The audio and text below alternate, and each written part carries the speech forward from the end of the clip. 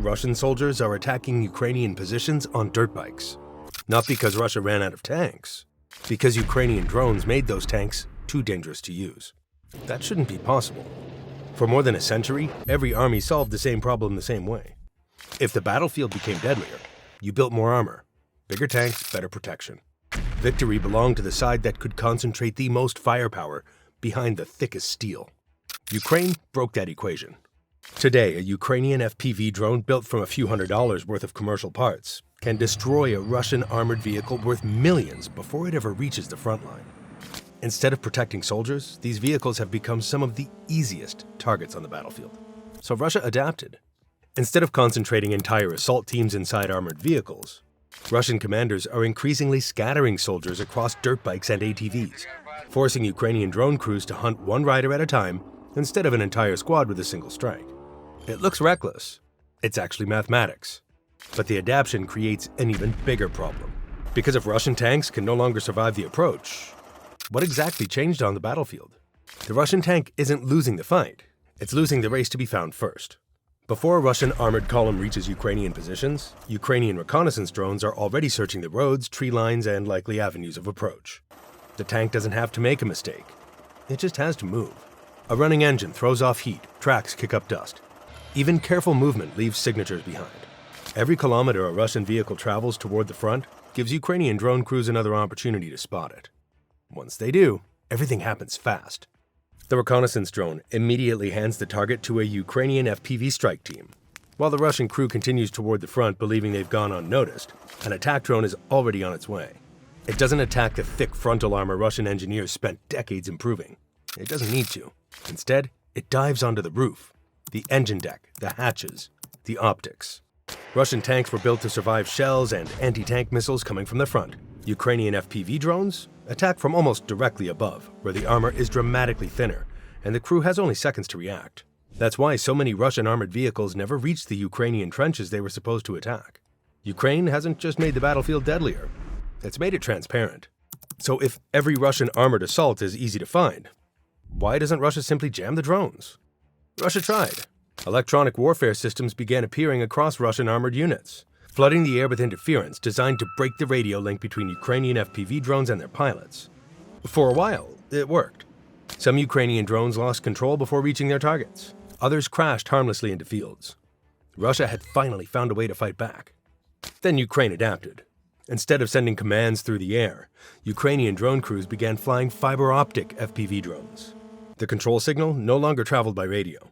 It traveled through a micro-thin fiber-optic cable that unspools continuously behind the drone as it flies. Russian jammers searched for a signal that no longer existed. They couldn't block it, they couldn't detect it, because there was nothing left to jam. That single change created a problem electronic warfare couldn't touch. With cables reaching roughly 50 kilometers in length, Ukrainian crews didn't just bypass frontline jammers. They pushed their strike reach deep into rear areas, turning what used to be safe logistics routes into part of the active kill zone. Almost overnight, Russia's best answer to Ukrainian FPV attacks stopped working. Now Russian crews faced the same problem all over again. Ukrainian drones could still find them, still track them, still destroy them before they reached the fight. So if Russian tanks couldn't survive, and Russian jammers couldn't stop the drones, what was left? Russia stopped concentrating soldiers. Instead of loading an entire assault force inside one armored vehicle, Russian commanders increasingly began sending troops forward on dirt bikes and ATVs. At first glance, it looked like desperation. It wasn't. It was optimization. One armored Russian vehicle carries an entire squad. Destroy it, and Ukraine eliminates everyone inside with a single FPV drone. 5 motorcycles create a completely different problem. Now Ukrainian drone crews have to find 5 separate riders, track 5 separate targets, destroy 5 separate vehicles. One drone can still kill one rider. It can't stop the entire assault. That's the math Russia's betting on. Not that motorcycles are safer, that Ukrainian drone crews can't be everywhere at once. The motorcycles don't defeat the drones. They force Ukraine to spend more drones, more pilots, more time. The tactic works, at least long enough to get more soldiers to the objective. But surviving the approach turns out to be only half the battle. Because what happens after a rider is hit is even worse. The motorcycles solve one problem, they create another. When a Russian armored vehicle was hit, the crew at least had armor around them. Some survived the blast. Others could pull wounded soldiers into the vehicle and drive them away from the kill zone. A dirt bike offers none of that. If a Russian rider is hit crossing open ground, he goes down exactly where the Ukrainian drone found him. And that's where the real problem begins. The same Ukrainian reconnaissance drone that guided the strike is usually still overhead. It isn't looking for another motorcycle anymore. It's watching the wounded soldier. The moment Russian medics move in, they're spotted. The moment another vehicle arrives, it's spotted. Now the rescue team becomes the next target. That's why both sides have increasingly turned to remote-controlled ground vehicles for casualty evacuation. Losing a robot is better than losing another soldier trying to save the first one. But robots can't solve the bigger problem. Time.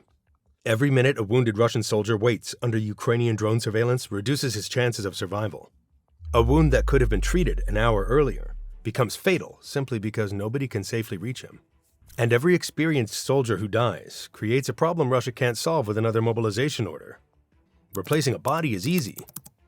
Replacing experience isn't. Months of training, combat instincts, unit cohesion. They disappear with every soldier who never makes it off the battlefield. That's the hidden cost of Ukraine's drone campaign. The motorcycles get more Russian soldiers to the fight. They don't get them home. So if cheap drones are forcing one of the world's largest armies to rewrite how it attacks, what's the United States learning from all this? The US Army isn't watching Ukraine because it's curious. It's watching because every Russian tank destroyed by a Ukrainian drone is exposing a weakness in American doctrine too. According to Breaking Defense, Army officials have spoken directly with Ukrainian tank crews to understand exactly why armored vehicles are surviving, or failing to survive, under constant FPV attack before committing billions of dollars to the Abrams replacement. The lesson isn't that the tanks are obsolete. It's that the battlefield changed faster than the tank did. For decades, the answer to a deadlier battlefield was more armor. Ukraine proved something different. If the enemy always knows where you are, more armor doesn't solve the problem. Avoiding detection does. That's why the Army's next generation of armored vehicles is placing far greater emphasis on reducing signatures, improving mobility, and surviving in a battlefield where drones are expected to be everywhere, not as a supporting weapon, but as the first weapon every commander has to defeat. Because Ukraine didn't just expose a weakness in Russian armor, it exposed a weakness in every army that still believes steel alone guarantees survival. The dirt bike isn't the story. Ukraine is. A few $100s worth of commercial technology forced Russia to abandon the armored assaults that had defined modern warfare for generations. Russia adapted. Ukraine adapted again. And the cycle keeps repeating. The battlefield is no longer won by the side with the thickest armor. It's won by the side that can find the enemy first, adapt the fastest, and force the other side to keep solving yesterday's problem. Today, that's happening in Ukraine. Tomorrow, every army in the world may be fighting by the same equation.